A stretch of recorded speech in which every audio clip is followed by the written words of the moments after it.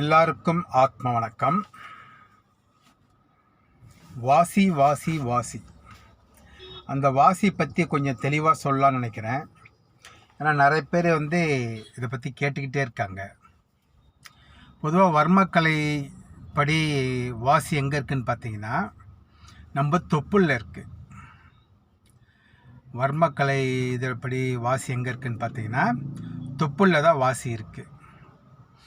அந்த தொப்புளில் இருக்க வாசியை ஒவ்வொரு சக்கரத்துக்காக கொண்டு போகணும். தொப்புளில் இருக்க வாசியை ஒவ்வொரு சக்கரத்துக்காக கொண்டு போய் ஆற்றலை கொடுக்கணும். அதை எப்படி செய்யணும்னு பார்த்தீங்கன்னா, முதல்ல தொப்புளில் நம்ம விரலை வச்சு சுற்றணும். தொப்புளில் விரலை வச்சு வலது பக்கம் கொஞ்ச நேரம் சுற்றணும், இடது பக்கம் கொஞ்ச நேரம் சுற்றணும், மறுபடியும் வலது பக்கம் சுற்றணும்.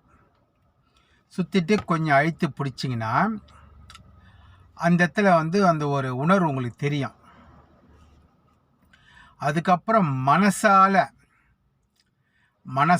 அங்கேருந்து அந்த ஆற்றலை கொண்டு போயிட்டு மூலாதார சக்கரத்தில் வச்சு சுற்றணும். அதாவது நீங்கள் கற்பனையாக நினச்சி பார்க்கணும். நம்ம மணிப்புரகம், அதாவது தொப்புளில் இருக்க அந்த வாசி சக்தி மூலாதாரத்துக்கு கொண்டு போகிறோம் அப்படின்னு மனசால் கொண்டு போயிட்டு அங்கே சுற்றி விடுறோம். திருப்பியும் கையை நம்ம தொப்புளுக்கே கொண்டு வந்துடணும்.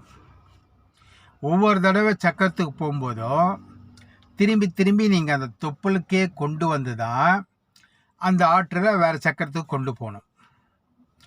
இப்போது தொப்புளில் ஆரம்பித்து மூலாதாரத்துக்கு கொண்டு போனீங்க, ஆற்றல் அங்கே வாசியை கொடுக்குறீங்க, திருப்பி கையை தந்து தொப்புளில் வைக்கிறீங்க, அங்கேருந்து கையை சுற்றி வாசி சக்தியை சுவாதிஷ்டான சக்கரத்துக்கு கொண்டு போகிறோம்.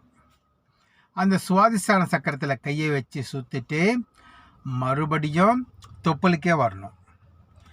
தொப்புளில் இப்போ அடுத்தது மணிப்புரக சக்கரம் தான். அது அங்கேயே சுற்றி விட்டிங்கன்னா அங்கேயே அடைஞ்சிடும். திருப்பி அங்கேருந்து அந்த ஆற்றலை அநாகத சக்கரத்துக்கு கொண்டு வரணும். தொப்புளில் இருக்க ஆற்றலை அநாகத சக்கரத்துக்கு கொண்டு அங்கே நீங்கள் விரலால் சுற்றி அந்த ஆற்றலை அந்த இடத்துல பரப்பி விடணும்.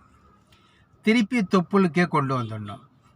கொண்டு வந்துட்டு அங்கே கொஞ்ச நேரம் சுற்றிட்டு விசுத்திக்கு கொண்டு வரணும். விசுத்தில் கொஞ்ச நேரம் சுற்றிட்டு மறுபடியும் தொப்புளுக்கு வரணும். தொப்புள்லேருந்தே ஆக்ஞா சக்கரத்துக்கு கொண்டு போயிட்டு அங்கே சுற்றிட்டு மறுபடியும் நீங்கள் தொப்புளுக்கே வரணும். தொப்புள்லேருந்து உச்சி கொண்டு போகணும். உச்சி உங்களுக்கு கண்டுபிடிக்க கஷ்டமாக இருந்தால் ஒரு 4 விரல், இந்த ஆக்ஞா சக்கரத்துலேருந்து 4 விரல், இன்னொரு 4 விரல் வச்சு 8 விரலுக்கு பின்னாடி இருக்கிறதா உச்சி. அதாவது சகசிரார சக்கரம்னு சொல்லுவாங்க, துரியன்னுவாங்க, பிரம்மரந்திரன்னுவாங்க, DO20ன்னுவாங்க. இப்படி ஒவ்வொருத்தரும் ஒரு பேர் அதுக்கு வச்சுருக்காங்க. இப்போது அந்த தொப்புளில் இருக்க ஆற்றலை அந்த இடத்துல கொண்டு போய் சக்தியை கொடுக்குறோம். கொடுத்த பிறகு மறுபடியும் தொப்புளுக்கு வரணும். தொப்புள் பின்பக்கம் போயிட்டு இங்கே பிந்து சக்கரம்னு இருக்குது, அதில் கொடுத்துட்டு மறுபடியும் தொப்புளுக்கே வந்துடணும். இதுதான் பயிற்சி. இது ஆரம்பத்தில் உங்களால் உணர முடியாது. இதை உணர்றதுக்கு நீங்கள் மனசை ரொம்ப பயிற்சி கொடுத்துருக்கணும். ரெண்டாவது, காந்த ஆற்றலை நீங்கள் நல்லா உணரணும். நம்ம உள்ளங்கையில் காந்த ஆற்றல் வெளிப்படும். அதை நீங்கள் நல்லா உணர்ந்தால் தான் இதெல்லாம் உங்களுக்கு புரிய ஆரம்பிக்கும். கையை ஒன்றா சேர்த்து மெதுவாக பிரிச்சிங்கன்னா கை ஒன்றோட ஒன்று இழுக்கிறது உங்களுக்கு தெரியும். கையை ஒன்றா சேர்த்து மெதுவாக முன்னாடி பின்னாடி இப்படி இழுத்திங்கனாக்கா அந்த காந்த ஆற்றல் உங்கள் கையில் இருக்கிறது உங்களுக்கு தெரியும்.